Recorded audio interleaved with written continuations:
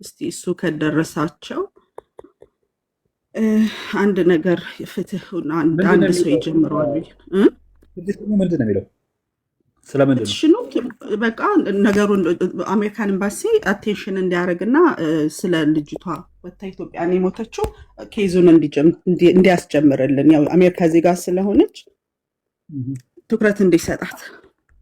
እኔም ብለው ቆይ እናትየዋ አሉ አይደል? አገር ቤት እናትየዋ እድር አላቸው። በእድር በኩል ልጃቸው ሞተች ተብሎ ሊነገር አይገባውም ነበር ወይስ ምንድን ነው? እዛ ጋ ያለው ነገር የምትረጂው?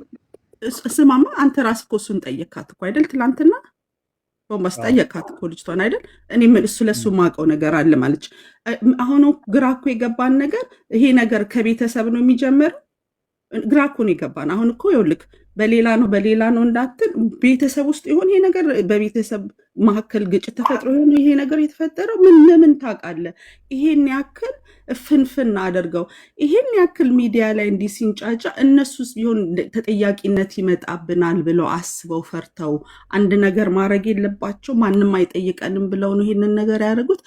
ፕላስ ደግሞ ሁለተኛ ትኩረት ማድረግ ያለባችሁ ነገር ዴዚ ለቀብሩ እንዳልነበረች ስትናገር ሰምታችኋል። ስንቶቻችሁ አዌር አድርጋችኋል? እዚህ ላይ እንዳልነበረች ታውቃላችሁ አይደል? ለቀብሩ አልደረሰችም ብላለች። ይሄንስ ነገር አስበዋል? ልጅን የሚያክል ነገር ቁጭ አድርገህ አሁን እኔ ብሞት ልጁ ሳይመጣ ስቀበር ማለት ነው። እንዴት ምን አይነት ቤተሰብ ነው? ምንስ ሀገር ውጭ ቢኖሩ ምልህ በረዶ ቤት ተቀምጦ ብር አላት በረዶ ቤት እኮ አስቀምጦ ልጅቷ መጠበቅ ነበረባት። ልጅቷ ሄዳለች ወይ?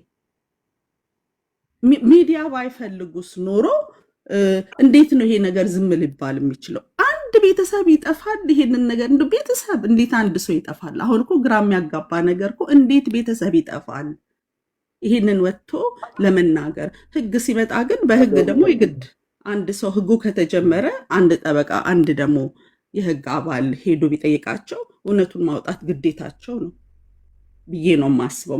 ምክንያቱም ቤቷን የሸጠችው መቼ ነው? ብትሸጥስ ምን ያህል ካሽ ይዛ ነው? እርግጠኛ ነኝ አሜሪካን ሀገር ውስጥም እኮ ብር አላት ሴትዮ። ዝም ብላ ሁሉንም ይዛ ሄዳ አትገባም። ምክንያቱም ክሬዲት ካርድ ይኖራታል፣ እዚህም ሀገር ኢንሹራንስ የሚከፈል ይኖራል። ዩኒቨር ነው ምን አይነት ነገር እንዳላት በውጭ ገብተዋል። ዝም ብላ ሙጥጥ አርጋ አትገባም። እና በጣም እኔ እንጃ ችግሩ ቤተሰብ ውስጥ ይኖራል። እኔ እንጃ በቃ ግን በጣም ትላንትና ሴትዮዋ ከምትናገረው ነገሮች ሁሉ በጣም ትላንትና ነው። ሰሞኑን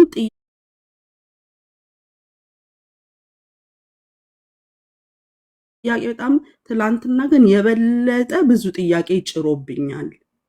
ከሰሞኑ ከሚወራው ነገር የሳምባ ውሃ ነው ተባለ። ትላንትና ደግሞ 3 ቀን ታማ ተኝታለች ተባለ። ስለዚህ ይሄ ነገር ሚስትሬስ የሆነ ነገር አለበት። ግን እየመጡም ደግሞ የሚለፈልፉት እነዚህ ሰዎች እውነቱን ለማውጣት ነው ወይንስ ደም ነው እያመጣ የሚያስለፈልፋቸው?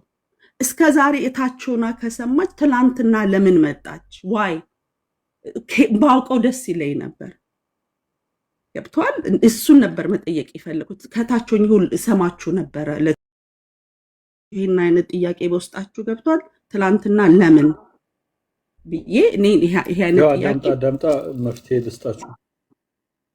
ግን እኮ መፍትሄ አላመጣችም። የበለጠ ወስብስብ ነው ያወጣችን አይደል? መፍትሄ ይመጣልህ ይመስላል ወይ? የበለጠ አላወሳሰበውም ነገሩ።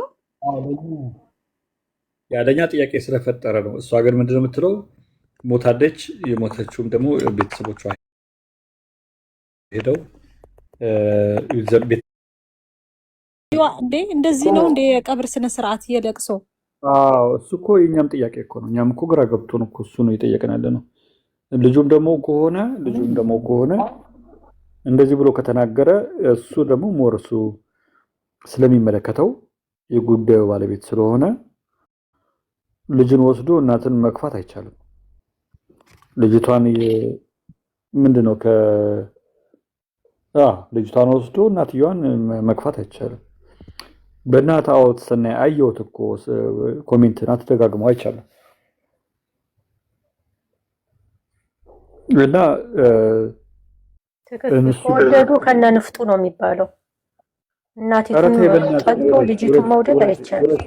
ውረጅ። ስንት ቆንጆ አማርኛ እያለ እንደዚህ አይነት ቃላት ትጠቀሚያለሽ? ውረጅ። እንዴት አይነት ነገር ነው ባካችሁ? እንዴት ነው የምንዘምነው? ቆይ ስንት አይነት ቃላት አለ?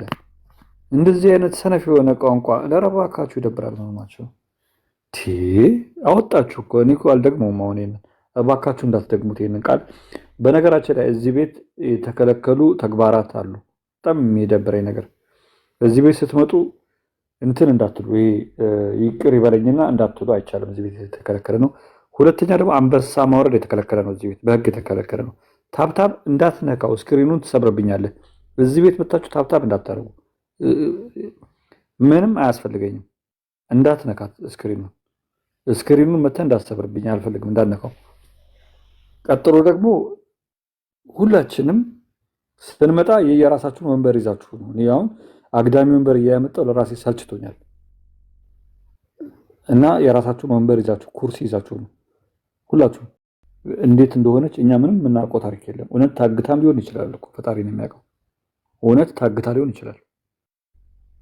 ብር ነው የያዘችው። ለብር ሲባል በአሁኑ ሰዓት ላይ የማይደረግ ነገር የለም ዓለም ላይ የምታውቁት። ታግታ ሊሆን ይችላል። እውነትም ሞታም ደግሞ ሊሆንም ይችላል። ምንም ማረጋገጫ የለንም። ሊሆን ይችላል ነው እያለ ነው። እና ጥርጣሬያችን የሰፋበት ቦታ ላይ ረግጠን ይዘን ያለ ነው። በዚህ ጉዳይ ላይ እኔ የራሴ ጥርጣሬ ምንድን ነው? አሞራው አለ ከናሳቡ አንድ፣ ዴዚ ያቺ ቡልጋጫ ከለር አለች ሁለት፣ የቲና አዲሱ ፍቅረኛዋ ሊያገባት የነበረው አለ። በዚህ ጉዳይ ላይ አትገባም፣ አበበ አትገባም፣ ማዕቀብ ተጥሎብሃል፣ አይቻልም።